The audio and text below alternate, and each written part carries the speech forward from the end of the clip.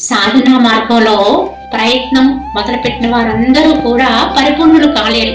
ఎందుకంటే మధ్య మధ్యలో వీగిపోతూ ఉంటాం.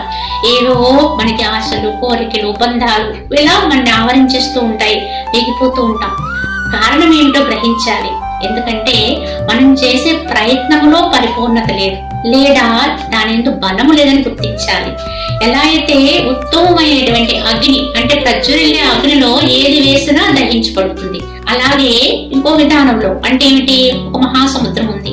ఆ సముద్రంలో చేరినటువంటి ఏ నదులైనా సరే ఆ సముద్రంలో కలిసిపోతాయి, మళ్ళీ విడిగా అవి మళ్ళీ వెనక్కి రాలేవు. ఇవన్నిటినైనా సముద్రం తనలో కలిపేసుకునేటువంటి శక్తి కలిగి ఉంటుంది. అదే విధంగా బ్రహ్మమునందు నిష్ట కలిగినటువంటి బ్రహ్మజ్ఞాని అయితే ఏవేవైతే వాళ్ళని ఆవరిస్తూ ఉంటాయి, ఎన్ని కామన్లు కానీ అంటే చుట్టూ ఉన్నటువంటి దృశ్య జగత్తులోంచి వచ్చిపడి ఏ విధానమైనప్పటికీ కూడా వారు తమలోనే లయం చేసేసుకుంటారు. వారికి ఉండేటువంటి ఆ బ్రహ్మ జ్ఞానంలో అవన్నీ అంతర్లీనమైపోతూ ఉంటాయి. కావున వారు దేనికి లోబడరు, ఉన్నతులుగా ఉంటారు ఎప్పుడు కూడా.